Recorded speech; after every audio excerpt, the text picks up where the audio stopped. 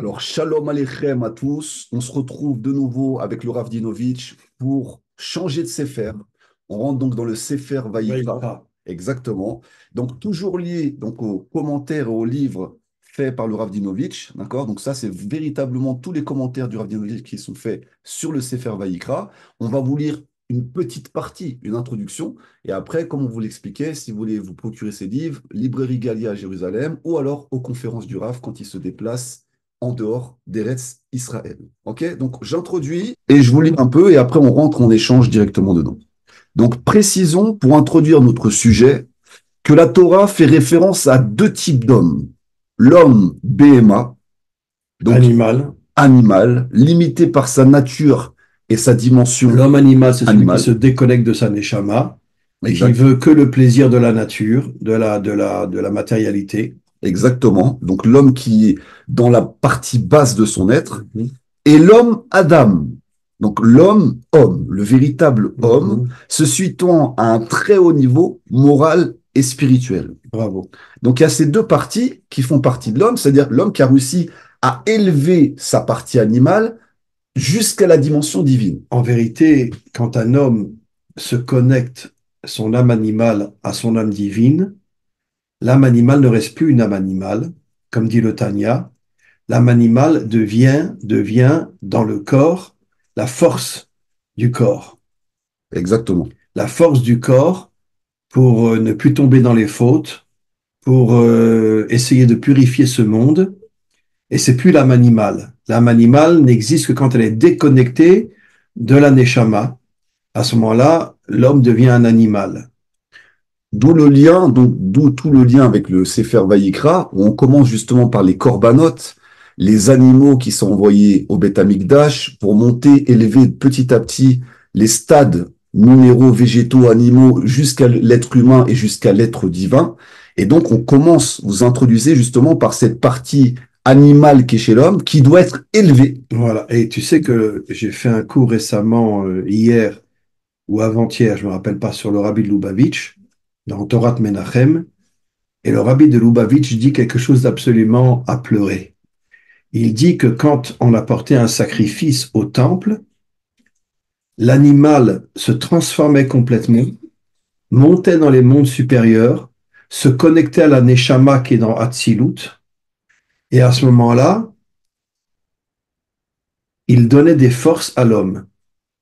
Ok, c'est-à-dire, ok, donc si on a bien compris, c'est qu'il y avait la partie du nefesh de l'animal qui va monter, qu'on va élever. Exactement. Au lieu de faire descendre l'homme encore plus bas dans son animalité, parce qu'on sait que Voilà. c'est pas donné à tout le monde de manger de la viande, il faut faire attention, et Oui. les Kohanim devaient être kadosh dans ce sens-là, Mhm. il va élever au contraire la nature de l'homme et lui donner une force matérielle, une force spirituelle qui Absolument. va aller dans le derrière de la volonté divine. Absolument. Ok, donc ça c'est une notion qui est très très importante et en même temps la Torah a conscience aussi que Mais la l'humain, Torah, c'est la sagesse de Dieu, hein. oui, mais justement C'est cette ça. Torah elle a conscience que l'humain a une nature animale Bien sûr. et Si elle n'est pas connectée à la Neshama. si elle n'est pas Parce que connectée à la si elle nature, est connectée à la Neshama, c'est plus une âme animale, c'est une âme de force. bien sûr, bien sûr, Ça veut dire que bien sûr. l'homme devient un homme fort. Mais on voit quand même qu'il nous faut un temps, parce qu'on voit bien que on n'atteint pas cette âme divine comme ça en naissant. C'est pas inné. C'est-à-dire qu'il y a un travail chez l'enfant, il y a Absolument. un travail chez l'adolescent, il y a un travail avec son Yetzera, il y a un travail pour apprendre à justement discipliner Bon. cette partie animale et l'élever. Aujourd'hui, j'ai fait un cours en hébreu sur le Rav Kook, parce que je fais 3 cours en hébreu sur le Rav Kook, le Rabbi de Lubavitch, Rabbi Nachman et le Rav Kook. Et le Rav Kook dit qu'il y a 3 niveaux dans la Teshuvah. Le premier niveau, c'est le corps. Deuxième niveau, c'est la Emouna. Et troisième niveau, c'est le Sechel, c'est la Torah, la sagesse de Dieu. Comme ça, Ok, il dit. les trois niveaux de Teshuvah. Donc, si j'ai bien compris, d'abord le corps, c'est-à-dire faire Teshuvah du corps. C'est-à-dire s'éloigner de toutes les fautes de ce monde. Exactement. Donc, vraiment commencer à Mhm. vraiment discipliner son corps et l'entraîner à s'éloigner de la faute. Absolument. Puis ensuite, la teshuva de la Emouna, c'est avoir conscience et conscience, on rentre dans Purim bientôt. Purim, c'est aussi avoir conscience que malgré l'histoire, qui paraît activée que par Mhm. les hommes, on a l'impression qu'Hachem est complètement effacé de cette histoire. Bien sûr. Derrière cette histoire, c'est Akadosh Baruch Hu qui Mais orchestre écoute, tout. je vais te dire, la Emouna, c'est la confiance en Dieu. Mais on ne le comprend pas. Tu peux comprendre la Shoah, tu peux comprendre Auschwitz, Treblinka, tu peux comprendre toutes les tortures qu'il y a eu. Tu sais que Elie Wiesel était un Vigenitz et ils l'ont mis dans une maison où il y avait que des enfants. Tous les jours, les nazis venaient, prenaient 4 ou 5 enfants et les pendaient devant tout le monde. Quand Elie Wiesel il est sorti de Auschwitz, d'accord, il ne croyait plus en Dieu. Il est parti en Amérique et il a eu une chance extraordinaire. Il a voulu se marier avec une femme religieuse. Elle lui a fait faire teshuva. Et au bout de quelques mois, il a fait teshuva. Il faisait Shabbat, il faisait les mitzvot, il étudiait la Torah, etc. Et c'est quelque chose d'absolument extraordinaire qu'au bout de quelques mois, il a fait teshuva. Bah, en fait, c'est toute la notion aussi de Purim. Baruch Mordechai, Aruch Aman. Bien C'est-à-dire que sûr. comprendre que oui, comment comprendre avec un cerveau rationnel ce qui se passe dans les camps de la mort? Comment tu peux comprendre ça à échelle humaine et te dire que derrière tout ça, il y a quand même un Kadosh Baruch Hu, qu'on le veuille ou non. Il y a quand même Hachem derrière les choses qui sont là, même si c'est pas Hachem qui fait ça. C'est le libre arbitre de l'homme qui a amené à créer des sociétés aussi tordues. Mais derrière tout ça, s'il y a un Hitler, il marche chez moi, ou s'il y a un Haman, Hitler, c'était un démon. oui, mais c'est-à-dire quand même, quand on arrive à Purim, au niveau où on ne sait plus différencier entre Haman, donc qui est le mal incarné sur cette terre, et Mordechai, qui est le tzaddik incarné sur cette Absolument. terre, on ne sait plus distinguer entre l'un et l'autre. C'est pour dire que Parce qu'ils derrière, ont un corps humain, mais en vérité, à l'intérieur de ce corps humain, Hitler, c'était un démon. Tu sais que Adam et Chava se sont séparés pendant 130 ans. Et c'est marqué dans le Talmud que Lilith, qui était un démon, qui avait une forme humaine, rentrait tous les soirs dans la chambre de Adam pour avoir des relations avec lui. Elle a mis au monde des milliers de démons. bien sûr, Des milliers de démons, elle a mis au monde. Et bon, parce que elle n'avait pas de, comment dire, elle n'avait pas de nida, puisque c'était un démon. Donc, elle n'avait pas de nida, elle n'avait pas de sang. Et donc, tous les soirs, elle rentrait dans la chambre de Adam elle faisait fauter. et elle le faisait fauter et elle mettait au monde des démons. Ah mais Arav, ces clipas, ces démons-là qui viennent au monde, indirectement, si on arrive au niveau de Purim, c'est on a créé nous-mêmes ces démons. Absolument. On a créé nous-mêmes ces forces et ces sociétés complètement tordues par nos choix de vie. Mais ces démons, d'une manière ou d'une autre, nous amènent à faire tchouva. Bien sûr. Et tu sais que je m'excuse de le dire, mais c'est pas de moi. Rabbi Nachman dit que parmi les rabbinim d'Israël, il y a beaucoup de démons. Mais de toute façon, les démons, ils sont partout, Arav. D'abord, on nous dit clairement, si on avait les yeux pour voir ce qui nous entoure à chaque seconde, il y aurait des milliers d'entités qui sont autour de nous, qui nous effraieraient. Donc, de toute façon, pour qu'il n'y ait pas de démons dans ce monde, il faudrait que l'homme ne faute jamais. Et le Mashiach va monter une armée et il va se battre contre tous les démons de ce monde, qui sont en vérité le Erev Rav. Il va se battre, il va les chasser, il va les tuer.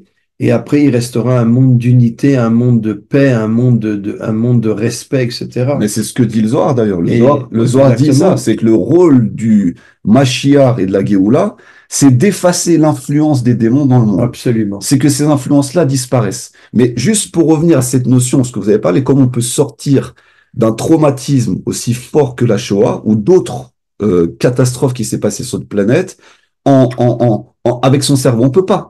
Il n'y a qu'une notion de Emouna qui dépasse l'intellect humain, qui peut te dire, malgré tout ça, je suis persuadé que ce qui se cache derrière tout ça, pour la finalité de l'homme, ça sera pour le bien. Mais je vais te dire quelque chose. Mon père a perdu toute sa famille à Auschwitz. Ma mère a perdu aussi toute sa famille à Auschwitz. Ils étaient laïcs complètement. Ils voulaient plus croire en Dieu. Et moi, j'ai fait tchouva à l'âge de 15 ans. Et j'ai ramené mes parents à la religion et j'ai ramené mon frère aussi à la religion. Mon frère a des enfants exceptionnels qui sont vraiment des enfants très, très religieux. Et, et mes parents, ma mère surtout a fait teshuva, mon père un peu plus tard, mais il a fait teshuva lui aussi. Donc au final, malgré tout ce qui s'est passé, avec le temps, il y a quand même un retour, même des familles qui ont été bien directement sûr. impactées par la Shoah, vers Akadosh Baruch Hu. Mais tu sais que le Zohar dit que les 70 nations adamiques vont faire teshuva et Israël aussi fera teshuva, à part le Erev Rav. Bien sûr. Parce que le Erev Rav, c'est la partie la plus importante en Israël aujourd'hui. Et dans le monde. Et Et dans le c'est pas monde que en aussi. Israël. Dans le monde aussi, tu as raison. Et, et c'est pour ça qu'on dit Shérit Israël, le restant d'Israël. Mais est-ce qu'ils sont vraiment, est-ce que le REVRAV est vraiment si important que ça? Parce qu'on voit dans le passage de la Torah, ouais, c'est vrai que le REVRAV, il y a beaucoup de nations qui sont sorties avec eux, mais est-ce que véritablement le noyau du REVRAV qui pratique la sorcellerie, l'idolâtrie, tout ça, est-ce qu'ils sont si nombreux que ça? Ou est-ce qu'ils ont une Je influence vais te sur le monde dire, grande au final? le Zohar dit que tous les dirigeants de ce monde, c'est du Erev Rav. Ouais, donc ça c'est ok, c'est une famille qui est là, une famille du REVRAV qui C'est vient tous de. du Ok, Erev Rav. ok. Et, et bon, et les financiers, etc., c'est du Erev Rav Une aussi. partie, une partie, Oui. une partie de chaque. Mais alors, Voilà. maintenant, on sait qu'on arrive bientôt vers la parashat Zahor. Souviens-toi de ce que tu as fait à Amalek. Mhm. Si on a cette mitzvah de se souvenir, c'est qu'on a un risque d'oubli. Bien Selon sûr. vous, qu'est-ce qu'on risque d'oublier de ce qu'Amalek nous a fait? Bah, écoute, les laïcs, de toute façon, ils n'étudient pas la Torah. Et nous, on étudie la Torah et on va faire Parshat Zachor. Mais en vérité, c'est quoi Am Alek? En vérité, Am, c'est le peuple. Lek, c'est 130. Les 130 ans où Adam et Chava étaient séparés. Au bout de 130 ans, ils se sont retrouvés, ils ont eu un enfant, mais pendant 130 ans, ils étaient séparés.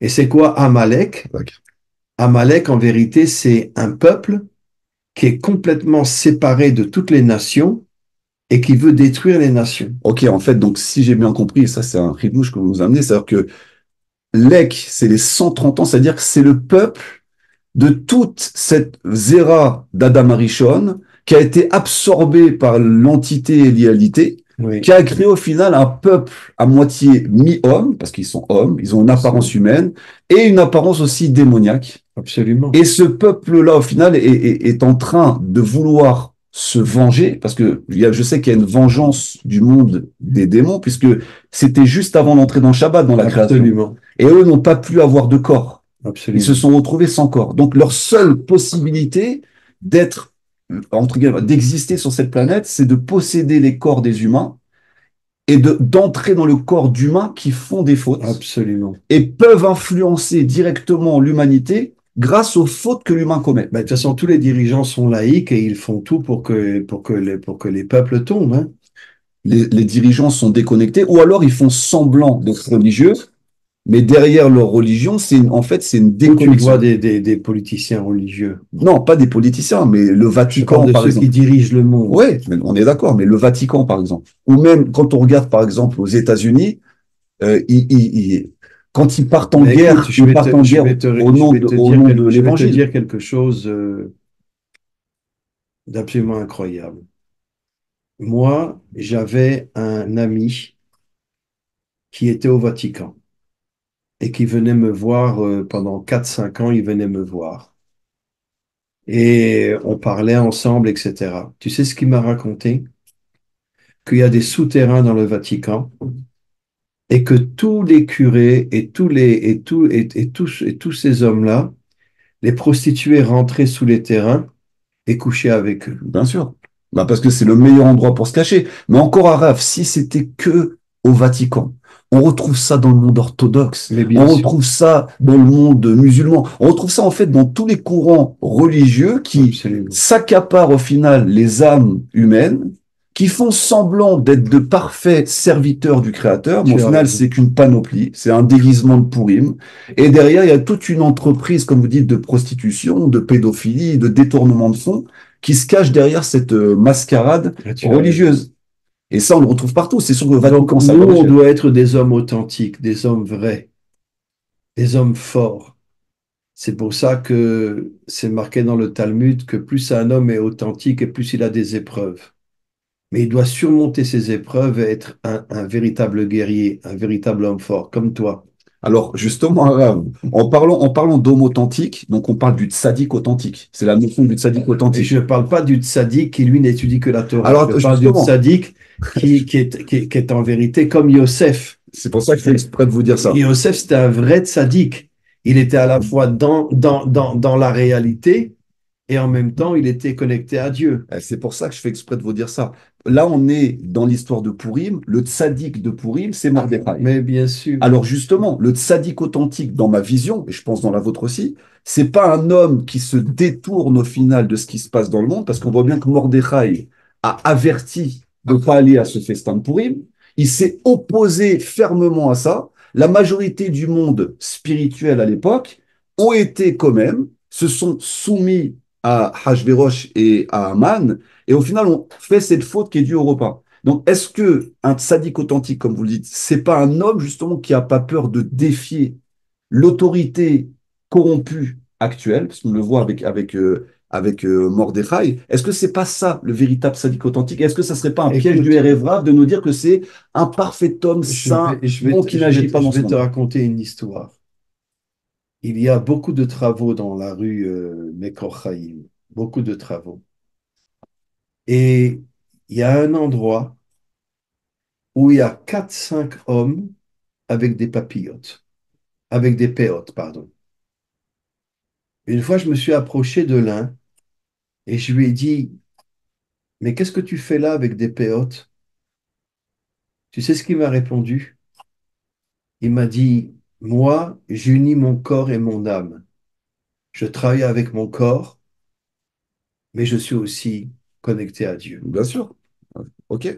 Alors, donc ça, c'est la Ça, définition c'est d'un la tzaddik. véritable définition d'un sadique Ok, authentique. mais est-ce que le tzaddik authentique, il va pas plus loin en défiant l'autorité actuelle? Parce que si je vois les tzaddiks de la Torah, je regarde Moshe Rabbeinu, on ne peut pas dire que Moshe Rabbeinu, Moshe c'est pas un Rabbeinu, c'est tzaddik. un véritable guerrier. Il s'est Attends, opposé à pendant Pharaon. 60 ans, il était avec les Africains pour les libérer Exactement. Il d'esclavage. s'est opposé à Pharaon. Yosef Hatzadik, donc le tzaddik lui-même, il a réussi à vaincre la tentation égyptienne et indirectement a commencé à faire teshuva aux nations qui étaient coincées en Égypte, en leur amenant la brit mila, la circoncision, et petit à petit les amener en... Il a circoncis tous les Bnei Adam qui étaient Exactement. des esclaves. Exactement. Et donc, on voit que les tzaddiks de la Torah n'ont pas la même définition que les tzaddiks qu'on nous a montrés après la destruction du temple. C'est-à-dire, avant la destruction du temple, les tzaddiks étaient actifs, Mais s'opposaient regarde, fermement. Rabbi Shimon Bar Yochai, il y a Bien eu sûr. une réunion de tous les rabbinim. Et les rabbinim ont dit, il faut faire la paix avec les Romains. Rabbi Shimon Bar Yochai s'est levé, c'est dans le Zohar, il a tapé sur la table et il a dit, mieux vaut mourir que de rester vivant et de baisser la tête devant les Romains. Alors, donc, on est d'accord Tu te rends que... compte, Rabbi Shimon Bar Yochai, comment il a dit? Et après qu'ils sont sortis de la grotte, son fils est devenu policier et lui, il est devenu le maire d'une ville avec des travaux, etc. Alors, ça confirme bien que l'image qu'on nous a pondue après la destruction du premier, voire du deuxième temple, de ce que c'est un tzaddik, qui pour moi a été formaté par le Erevrav, comme ils ont formaté Bien sûr, le veau, c'est une façon de nous montrer un tzaddik qui est détaché de ce monde, bien sûr, s'élève au-delà de la matière, mais n'a aucun rapport avec elle, bien sûr. et accepte tout, qui t'attend les 2 jours, et a laissé passer ce qui est en train de se faire dans ce Bravo, monde-là. bravo. Donc on s'est fait rouler et berner par une dimension du tzaddik qui n'est absolument pas les tzaddikim de la Torah. Non, le tzaddik qui est uniquement dans la Torah, c'est pas un tzaddik. Le vrai tzaddik, c'est celui qui unit son corps et son âme. Mais alors attendez, Arabe, est-ce que le tzaddik, parce que quand on dit le tzaddik qui est uniquement dans la Torah, on continue à prolonger leur faute. La Torah, elle touche toutes les couches de l'univers humain. La Torah était là avant la création du monde. Donc quand il est uniquement dans la Torah, c'est pas dire il est uniquement dans le livre, Mhm. il est dans la vie. Et on a pareil, on a enfermé la Torah dans un livre. Comment on nous appelle arabe le peuple du livre? On ne nous parle pas de peuple d'action. On nous dit on est le peuple du livre. Vous êtes bien, ok, c'est beau. L'espoir, vos contes, vos légendes, mais sont dans un livre. Oui, mais tu sais, je vais t'expliquer quelque chose. Jusqu'au Corona, j'étais rave à l'armée. Tu sais, les milliers d'orthodoxes, je parle d'orthodoxes, d'ultra-religieux, qui sont venus à l'armée dans le Givati, dans les Tzanchanim, etc. Ouais, il y a un changement, il y a une évolution. De toute façon, comme vous dites, moi je l'ai vu, que j'ai donné beaucoup de cours de Krav Maga. Quand je donnais des cours de Krav Maga, ceux qui couraient, les enfants, qui couraient pour vouloir apprendre le Krav Maga, c'était que des enfants rarédis, orthodoxes, qui avaient envie de voir aussi comment apprendre à se défendre. Mais pourtant, malheureusement, dans le monde orthodoxe, et je l'ai vu, je l'ai expérimenté, on ne laisse pas les enfants ou les jeunes Ben, apprendre. il y a beaucoup de parents qui ne parlent plus à leurs enfants hein, quand ils vont à l'armée. Donc on les laisse pas. On leur laisse pas ce contact avec la matière, ce contact avec le combat. Et d'ailleurs, c'est le Rav Cherki qui disait ça il y a pas longtemps, qui était très intéressant. Il disait quand il y a des attaques au couteau en Israël, on dit à tout le monde, qu'est-ce qu'on dit? On leur dit allez prier, allez dans les Beth Knesset, étudier et lisez les Teilim. Mais la Torah au niveau de la halacha, qu'est-ce qu'elle te dit? Si tu es malade, quelqu'un est malade, ben, on lui dit, prie, étudie la Torah, mais va voir un médecin. C'est une avéra de compter que sur les télim ou que sur la prière quand tu es malade. Alors, il Absolument. expliquait pourquoi, dans ce cas-là, Mhm. dans un cas de guerre, là, on va te dire, dans ce cas-là, juste tu étudies, tu pries, mais on ne te dit pas, va te préparer au combat. Et là, cette dimension-là, qui s'est complètement perdue avec l'exil, qui, comme vous l'avez dit pendant longtemps, nous affaiblit, ça nous rend Mais un bien sûr. peuple faible. Tu sais combien il y a de chansons sur les soldats en Israël? Il y a Am Israël Chai, Bien sûr. Anachnu lo mefachadim. Et ce sont des religieux qui chantent. Mhm. Bien sûr. Et il y a une union maintenant entre les laïcs et les C'est ça religieux, qui est en train de changer. mais c'est à pleurer. C'est à pleurer. Là, j'ai écouté une chanson, enfin, moi, j'écoute souvent cette chanson-là, où ce sont trois orthodoxes qui sont avec des soldats. Exactement. Oui, parce que ça commence à Et les évoluer. soldats n'ont pas de kippa sur la tête. Mais en même temps, arabe, quand on voit la représentation aussi aujourd'hui dans le monde, parce qu'on parle bien de l'homme animal et l'homme Adam. Mhm.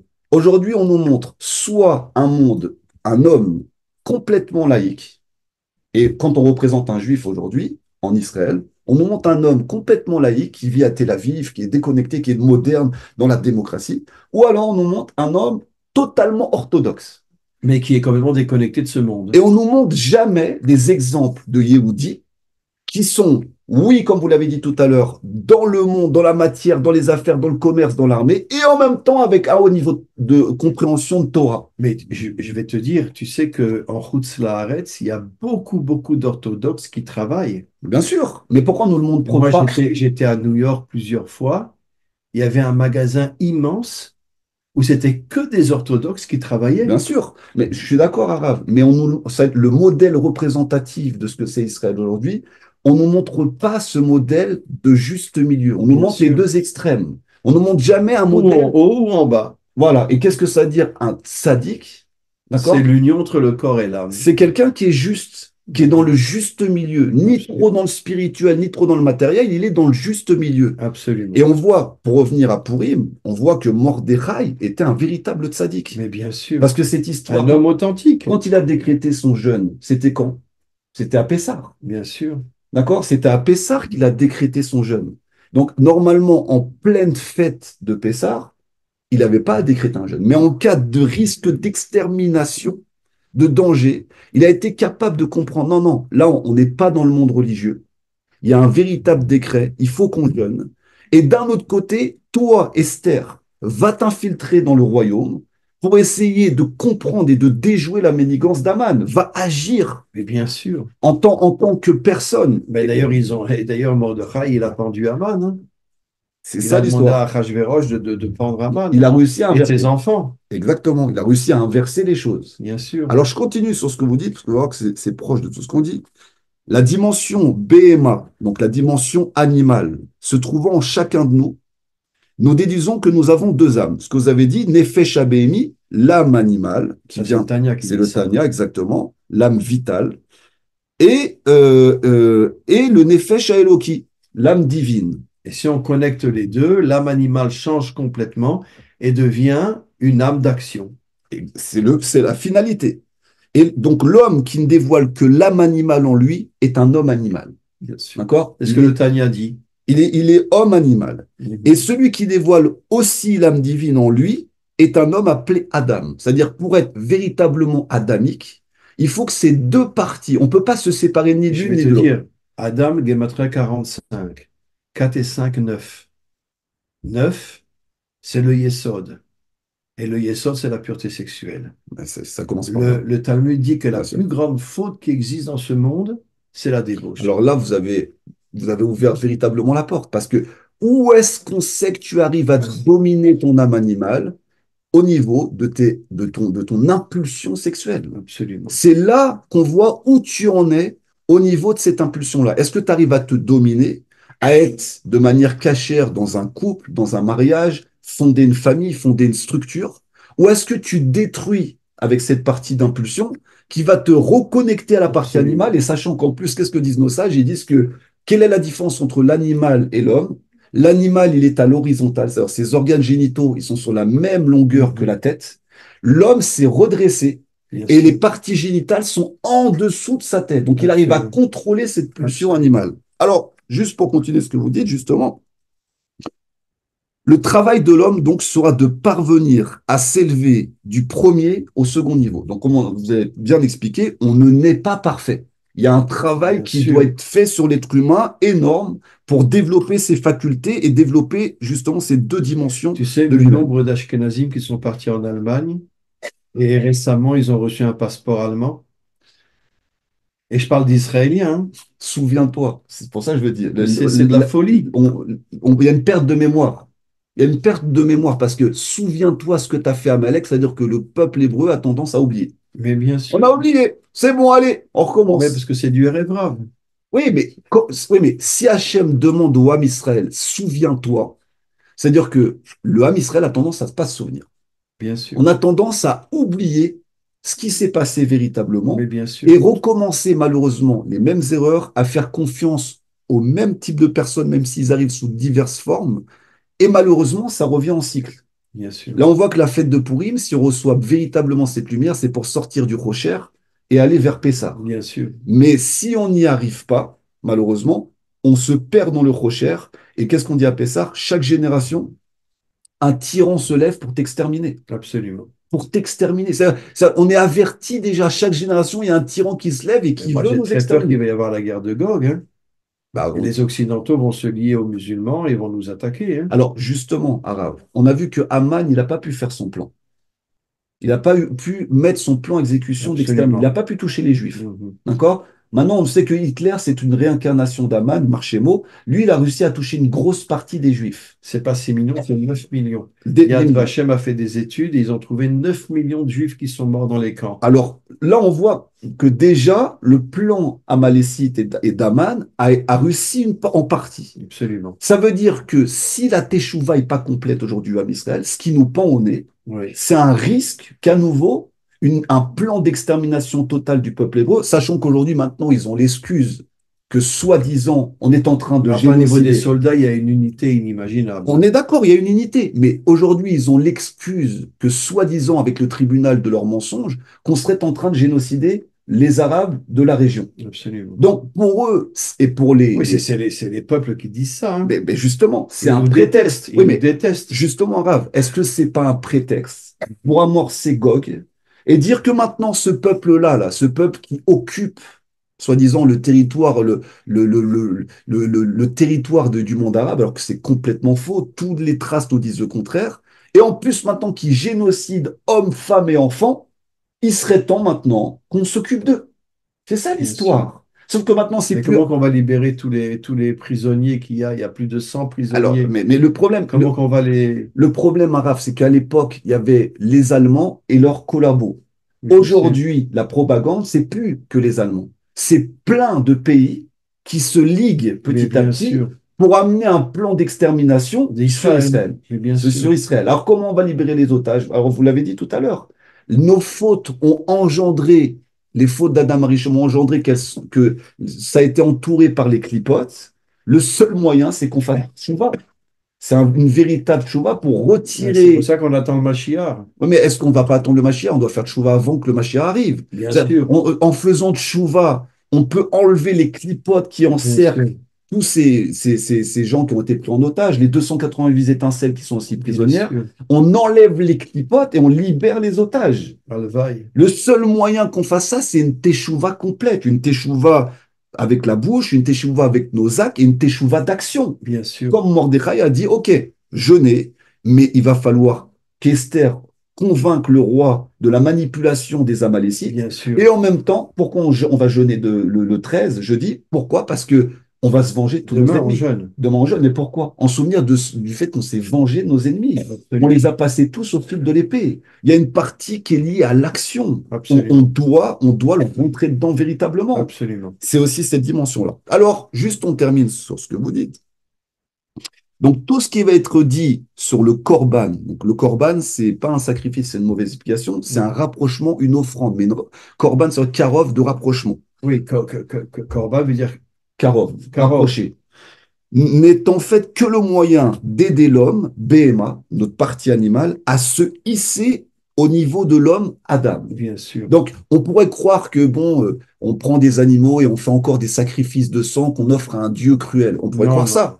Alors qu'en fait, non, pas du tout. On n'est pas en train de donner du sang à un Dieu vengeur et cruel qui a besoin de sang pour être calmé. Absolument pas. véritablement pas. Ça, c'est une lecture religieuse de la Non, en Torah. vérité, le Zohar dit que quand l'animal est sacrifié, il monte dans les mondes supérieurs et il se connecte à la Neshama de Hatzilut.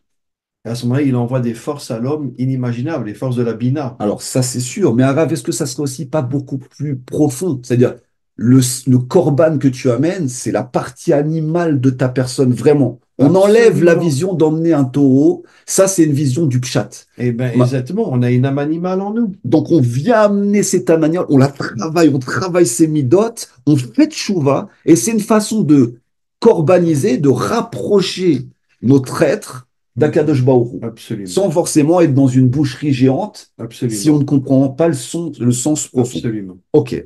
Et donc, un des versets de la paracha Mishpatin, selon l'explication du Zohar, nous livre la clé de compréhension suivante. Un korban, une offrande, doit être apporté à Havaï, et non Absolument. à Elohim. Bravo.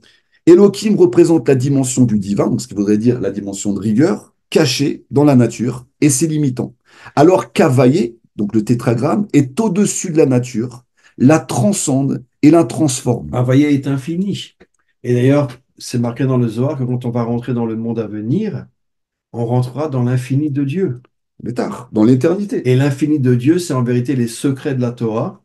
La vraie Torah, c'est les secrets de la Torah. Et on rentrera dans l'infini des secrets de la Torah. Alors justement, par rapport à ce que vous avez dit tout à l'heure, est-ce que l'infini, ça serait pas justement sortir de son CRL, de son cerveau, de Absolument. ses compréhensions humaines qui sont de façon limitée, Absolument. et se diriger dans Pourim, c'est-à-dire on fait abstraction de tout ce qu'on croit savoir, parce qu'on sait très Absolument. bien qu'est-ce qu'ils disent les sages. Le sage, il dit quoi? J'ai appris toute la Torah, et au final, qu'est-ce que j'en ai conclu? C'est que je sais rien. Absolument. Donc, c'est-à-dire, on doit apprendre la Torah, on doit chercher la compréhension de ce La monde, mais sagesse de Dieu. un moment, annule tout ce que tu crois savoir parce qu'au final, tu sais rien. Et en reconnaissant qu'on sait rien, on rentre dans la réception de l'éternité. Absolument. Razak. Et donc, vous avez dit, un Télim dit, Zivre Elohim Ruar Nishbar Alev Nishbar. Le korban que l'on apportait à Elohim était un cœur brisé. Mhm. Un cœur brisé. L'offrande n'était-elle pas un animal? Et ce verset fait en réalité allusion à une époque où le temple n'existait plus. Le Beth Amikdash, il n'existait déjà plus. Ça fait des millénaires que le temple n'existe plus. Où nous n'avions plus la possibilité d'apporter un véritable korban. Mhm. Et donc la dimension availlée, surnaturelle, s'était voilée. Et le monde était retombé dans la dimension naturelle d'Elohim. Donc dans la Non, partie Elohim, animale. c'est la matière. C'est la matière, c'est les forces, c'est les astres, c'est ce qui nous enferme. La majorité des hommes sont dans la matérialité aujourd'hui, hein. Et c'est pour ça même que Pharaon connaissait Elohim. Bien Il sûr. connaissait la nature. Et bien sûr, il Là, on nous connaissait la demande d'aller nature. chercher la surnature. Et donc, du fond de cette absence et de ce silence émerge qui? David Ameller, qui dans ses télim d'une extrême beauté, nous explique de quelle manière, lorsque le Beth Amikdash n'existera plus et que nous serons en exil, nous pourrons spirituellement le reconstruire, Avec les psaumes, remonter au niveau d'Availlé et lui apporter des bien sûr, corbanotes. Et donc la teshuva, le retour vers Akadosh Baruch Hu, s'effectue en brisant son cœur devant Elohim, donc bien sûr. brisant cette partie-là, brisant cette partie animale, et en d'autres termes, en brisant les limites qui nous enferment à Bravo, l'intérieur de la nature. bravo. Bravo, c'est vous qui avez écrit ça. Bravo. Oui, bravo. C'est vous qui avez écrit ça.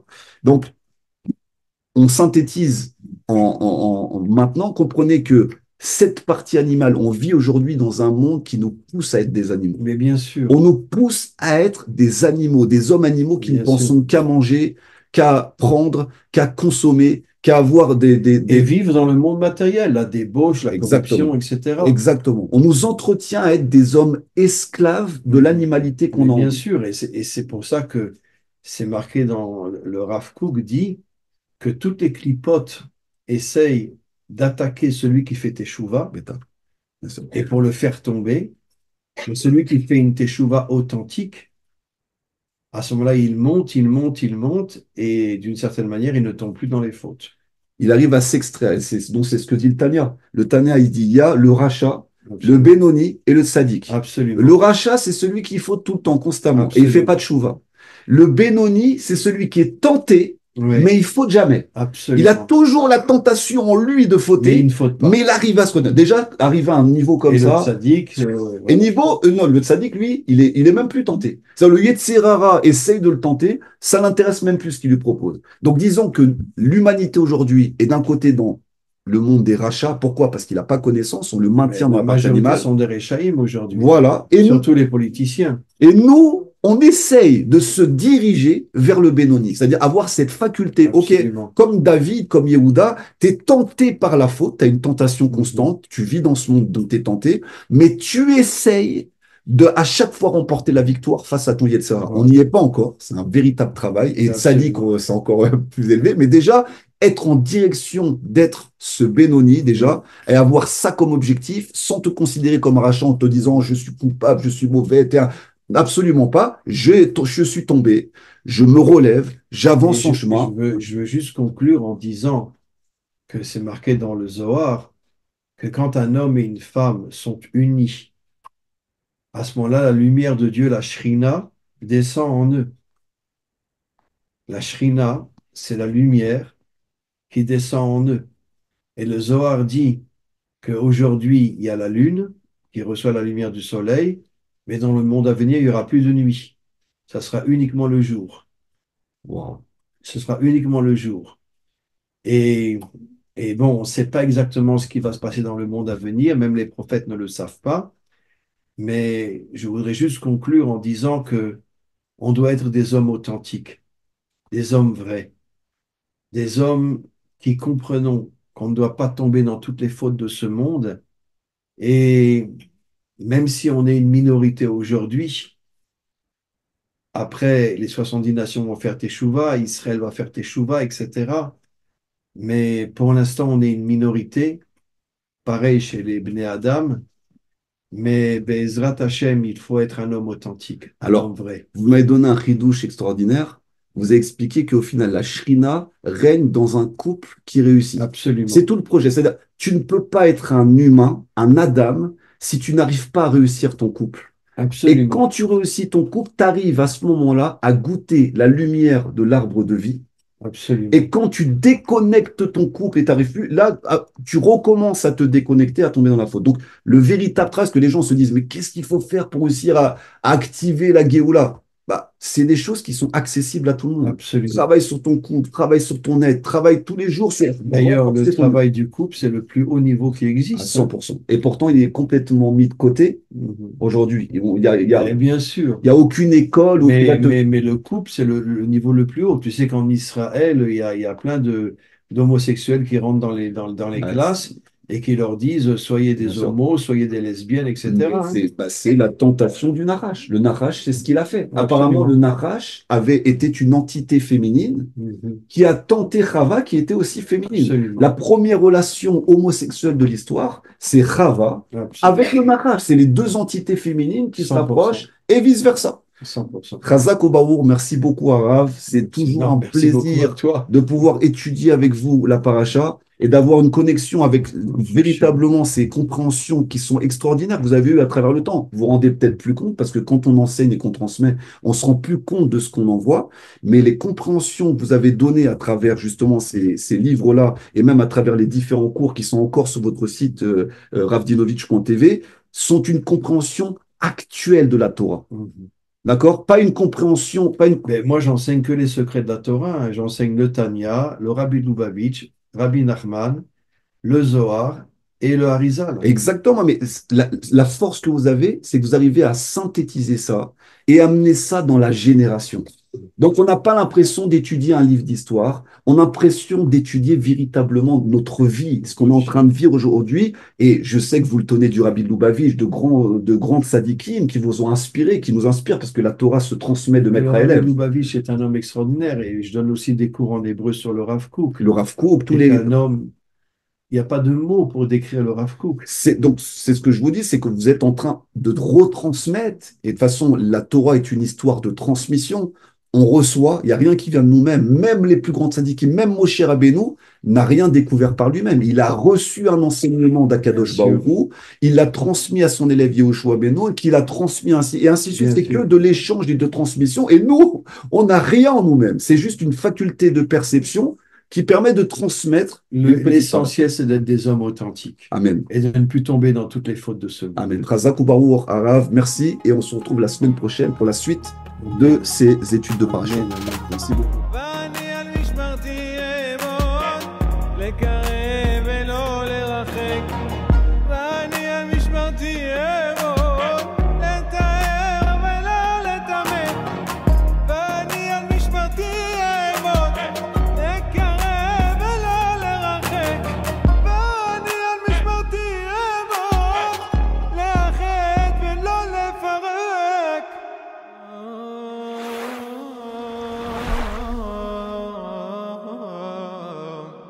מה השם רוצה שיהיה בדור? מה הוא רוצה?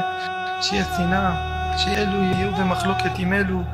זה לא התורה שלנו, זה לא מה שקיבלנו בסיני, זה לא מה שהוא נתן לנו. אין תחרות, בתורה אין תחרות, בתורה אין את זה, אין, גם בשמיים אין.